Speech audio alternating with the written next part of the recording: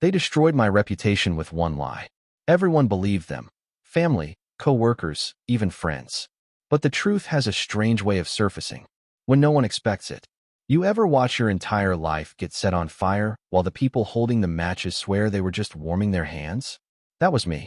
My name is Derek, and 5 years ago, I was the guy everyone trusted. I was respected at my job, led a small team at a mid-sized software company, the kind of place with free coffee and corporate birthday cakes. In my neighborhood, folks waved when I walked the dog. I volunteered at the local youth tech club. People knew me. People liked me. Or so I thought. The unraveling started slow, like a loose thread you keep tugging at without meaning to. I noticed people treating me differently. Colleagues stopped inviting me to lunch. My manager, a guy named Victor who once called me his most reliable problem solver, began nitpicking every little thing I did. Then came the meetings I was suddenly left out of. The cold looks. The awkward silences. At first, I chalked it up to stress. Maybe budgets were tight. Maybe people were just on edge. I had no clue that a storm was already rolling in, because someone I trusted had opened the floodgates behind my back. Her name was Taylor. She and I had worked together for 4 years. She was smart, ambitious, charming in a sharp-edged kind of way. We were never close friends, but we got along. At least, I thought we did. I started noticing things going missing, project notes, timelines I swore I had finalized. Then came the rumors. Whispers that I had lied about deadlines, that I had mismanaged a key client account, that I was taking credit for work I had not done. It made no sense. Until one Friday, my manager pulled me into a closed-door meeting. He looked at me with this weird mix of pity and disappointment and said, "Derek, we need to talk about your integrity."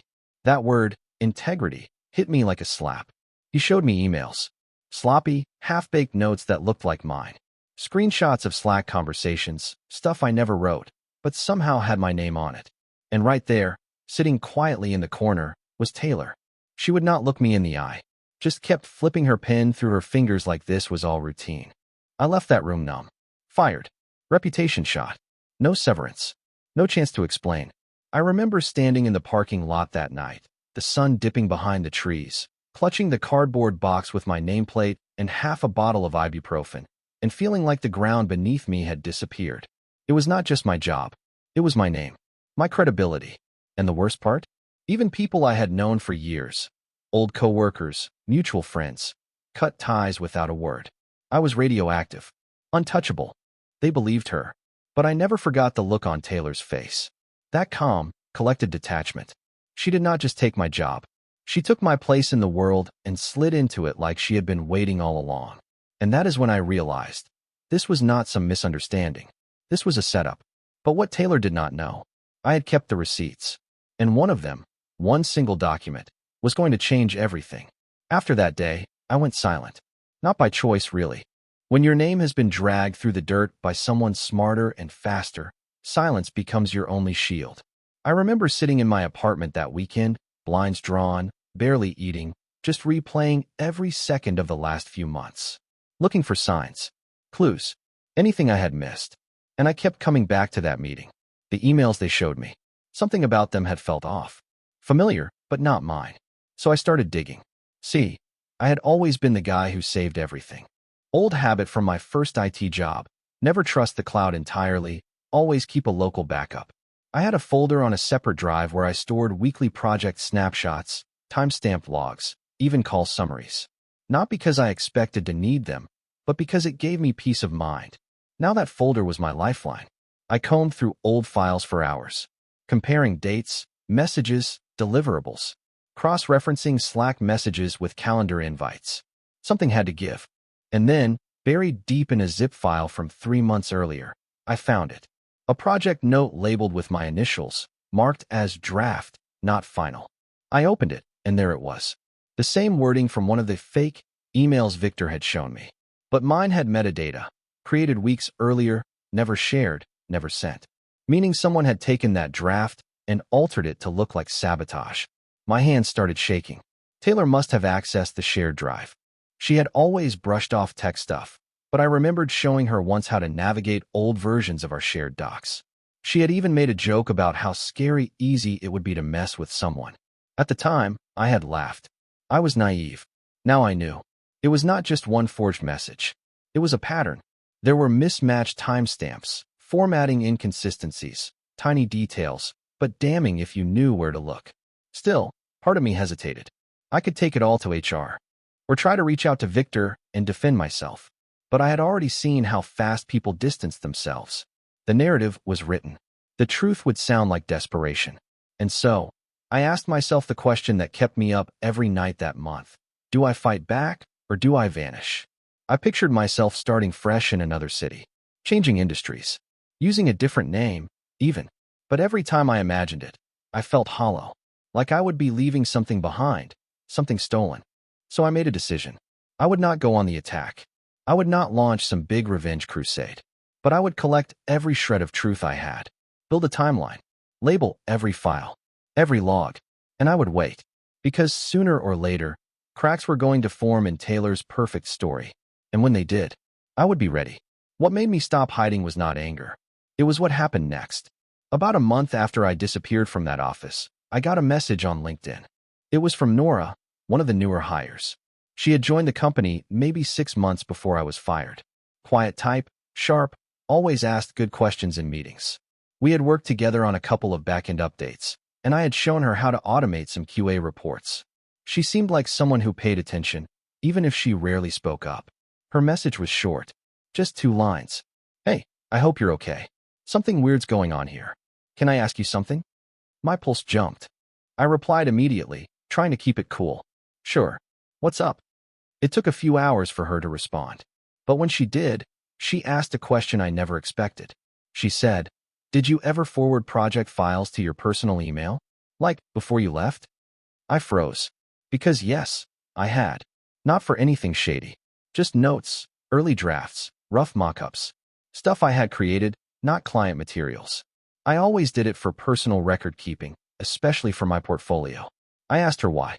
She said she had been reviewing some files Taylor gave her for a client update. They were supposedly authored by Taylor, but one of them still had my name in the embedded metadata. Author, Derek Lawson. Even worse, it had a last modified date from after I was already fired.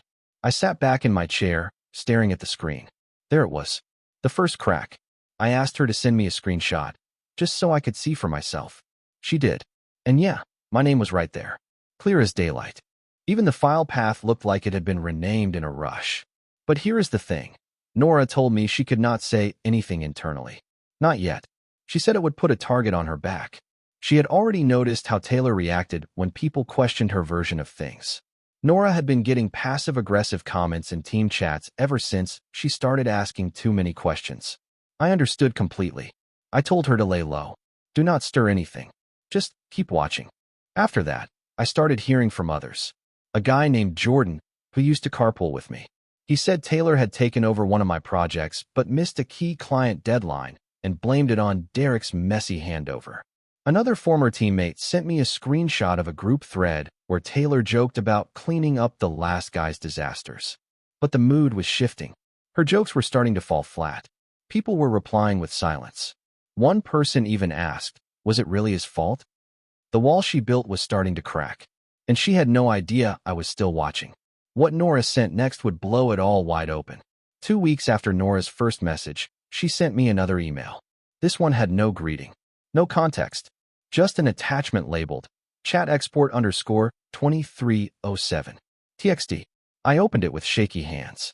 Turned out, Nora had started quietly saving internal chats. Just in case. She never said that part directly, but the file said enough. It was a dump from the project group chat Taylor had created to manage her new client portfolio. And in the middle of that log, clear as daylight, was the moment the mask slipped. Taylor had been arguing with someone named Bryn, an intern who had flagged a budget inconsistency in one of the reports. The log showed Taylor snapping, saying, "Derek never kept clean files. I had to rebuild everything from scratch. If anyone asks, that delay is on his old process." Then Bryn replied with something simple, but brutal. "But the timestamp says you edited his doc after he left." Silence. Then a full 30-minute gap before Taylor wrote back. "This is internal. Do not overthink every detail. Just get it done." That was it. That was the moment. Taylor, who had crafted this entire image of being the one who saved the company from my so-called mess, had let her frustration show. She had not denied it. She had just redirected. Nora included a final message below the chat export. She is slipping. People are noticing. I think the timing's getting right. That was when it really hit me. This whole time, I thought I had to wait until someone else took a stand. But Nora, quiet, careful Nora, had been doing what I could not. She had stayed in the fire, taking notes. And now, she was giving me the match. I spent the next 2 nights organizing everything. I made a private page on a file-sharing site and loaded it with timelines, source files, metadata screenshots, and a version history comparison from one key project, the one Taylor had claimed I ruined.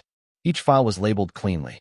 Then I wrote a single document, a 4-page breakdown titled Timeline of Events, Misattribution, Altered Files, and Fabricated Evidence. I did not send it to the company. Not yet. That would have been too easy to ignore. Instead, I sent it anonymously to 3 people, Victor's boss, the CFO, and the company's legal counsel. I included this line at the top. Before you act on hearsay, read the documentation. These files tell a different story, the real story. And then I waited. For 2 days, nothing. Then, on a Wednesday morning, just past 9, Nora sent a single message. You just set off a bomb. Taylor's empire had just started to shake, but it was about to collapse. Nora was not exaggerating. That morning, everything changed. She told me it started with a closed-door meeting. Victor had been called in first. Then Taylor. Then HR. People started whispering. Slack chats went silent. Team leads canceled stand-ups with vague scheduling conflicts. The kind of quiet that only happens right before something big breaks open. Then, the audit notices went out. The company's internal review board launched a sudden sweep of every file Taylor had touched since my exit. According to Nora, people started getting pinged one by one. Please confirm who authored this. Did you submit this version, or was it passed through another lead first? The questions were specific. Sharp. Someone was tracing fingerprints. And Taylor? She stopped showing up on Slack altogether. Her name vanished from the project threads. Her profile pic disappeared by noon. That afternoon, Nora messaged me again. They just locked her out of her email. That line hit like thunder. For months, I had been living in the shadow of her lies, watching the people who used to believe in me drift away, taking her version of things as gospel. And now, she was finally on the outside, too. Still, I kept quiet. I had no victory speech prepared, no announcement drafted. I was not interested in gloating. I just watched as the same people who once looked at me like a liability started scrambling to distance themselves from her. Nora sent me screenshots. Team leads now questioning Taylor's reports, calls for independent file audits, even a thread titled Clarification on Account Ownership prior to April. That was the project she stole credit for, the one I had built from scratch. People were not defending her anymore. They were protecting themselves. And here is the real twist. Victor, the guy who fired me, he issued a company-wide statement by Friday. Said there had been discrepancies in documentation, that the leadership team was taking steps to ensure transparency, and regretfully acknowledged a misattribution of work. He never named me, but he did say this. To any former team members impacted by recent revelations, we extend our sincere apologies and will be reaching out directly. I did not need a name. I knew who that was for. The truth was finally too heavy to ignore. But what came next? That caught me completely off guard. I thought the reckoning was over. But then Victor called me personally. When Victor's name showed up on my phone, I just stared at it. I had not spoken to him since the day he fired me. Face like stone, voice like he was reading a script. Back then, he would not even let me speak. Just said, "This is not personal. It is procedural." Now he was calling me, just days after that company-wide statement. Part of me wanted to send it straight to voicemail. But I picked up. His voice was low, tired. He started with, "Derek, I owe you an apology." I sat there in my kitchen, holding the phone like it might bite me. He kept talking. He said the audit had confirmed manipulation of internal files, that Taylor had falsified metadata, reused my drafts under her name, and even created a paper trail that made it look like I had missed deliverables I had already completed. He said, "We should have investigated more thoroughly. That was our failure." I did not say anything for a while. I just listened, let him sit in the silence. Eventually, I said, "Why are you really calling?" He paused. Then he admitted it. They wanted to offer me my job back. Not just a reinstatement. They were offering a promotion. A formal apology letter from HR. Back pay for the months I had been unemployed. Even a public correction posted to the company intranet. I almost laughed. Not because it was funny, just because that was the exact offer I used to dream about when I was sitting in the dark, broke, wondering how everything had gone so wrong. But now I had a choice, and I was not sure I wanted to go back. I told him I needed time to think. He understood, told me to take a few days, said he would follow up with a formal letter and a direct line to the legal department. Then, right before hanging up, he said something that stuck with me. She fooled all of us. But she could not erase the work you did. Click. I sat there for a long time after that. Phone on the table. Sunlight coming through the blinds, striping the counter like prison bars. They had finally seen the truth. But was that enough? As I weighed my decision, Taylor reappeared, with one final play. It was a Tuesday afternoon when I got the message. Blocked number. No name. Just a single sentence. Can we talk? Just once. I knew it was her. Part of me wanted to ignore it. Bury it with the rest of the garbage she had left in her wake. But some twisted curiosity had its hooks in me. So I responded. Short and cold. What do you want, Taylor? She replied almost instantly. I think we both know this has gotten out of hand. That line alone made my blood boil. Out of hand. She nearly destroyed my career, trashed my name, and now she wanted to act like we were co-authors in the same mess? I did not respond. So she sent a follow-up. There are things you don't know. Please. That was her angle. The same charm she used at work. Smooth, polished, performative concern. I had seen her talk her way out of worse before. And now she was trying it on me. I agreed to meet. Not because I wanted to reconcile, but because I wanted to look her in the eye and see if she still believed her own lies. We met at a coffee shop not far from my old office. She walked in like nothing had changed, still dressed like a manager, still carrying that expensive leather tote I once saw her brag about in the team group chat. She sat down across from me, smiled like we were old friends, and started with, I never meant for it to go this far. I just stared at her. She went on, said things had spiraled, that she was under pressure, that she felt invisible at the company and thought I would bounce back quicker than I did. She used words like miscommunication and corporate culture, like this had all been one big misunderstanding. Then she said the line that finally shattered any patience I had left. You have to admit, you were always the favorite. People trusted you more. That was hard for the rest of us. I nearly laughed in her face. She had painted me as a fraud, turned colleagues against me, lied to cover her own shortcuts. And now she was sitting here, asking me to see it from her side? I let her talk. For almost 10 minutes. Every word felt like bait, like she was trying to pull me into some kind of sympathy spiral. Then she asked if I had sent the files to legal. I did not answer. I just leaned back, arms crossed, and watched her smile flicker for the first time. Her voice got quieter. Derek, you don't need to burn it all down. You already made your point. That was her last play. Control the damage. Minimize the fallout. Maybe even twist it around so I looked vindictive if I kept pushing. But what she did not understand, what she never understood, was that this was not about revenge. It was about truth. And the truth was already loose. What I said next, it left her speechless. I let a few seconds pass. Let her stew in that silence. Then I said it, quiet, calm, final. You do not get to narrate this anymore. Her smile dropped. I told her I was not interested in a public feud, not looking to humiliate her, not going to post some dramatic exposé online.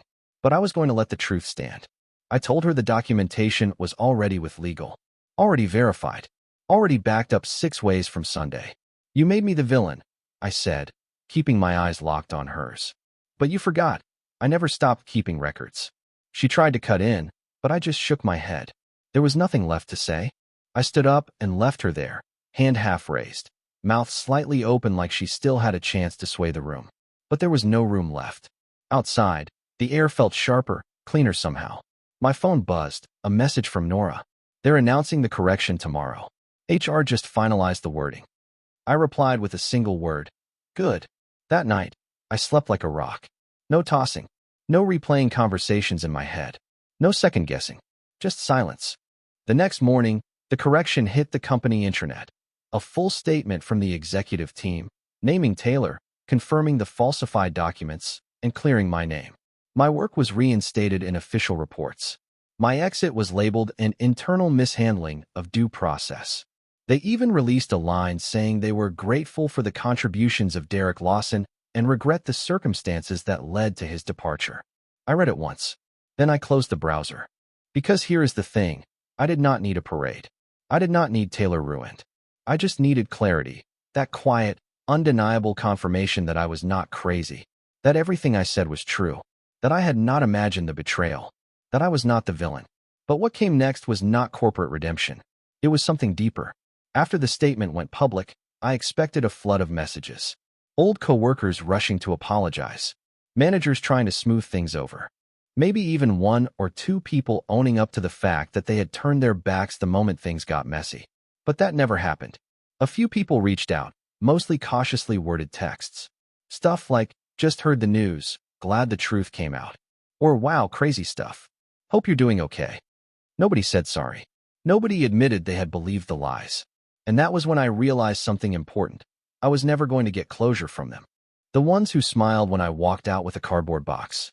They were never really my people to begin with. So I stopped chasing that. Instead, I focused on what came next. I took a freelance contract from a smaller firm across the city. Nothing flashy, just clean work and respectful people.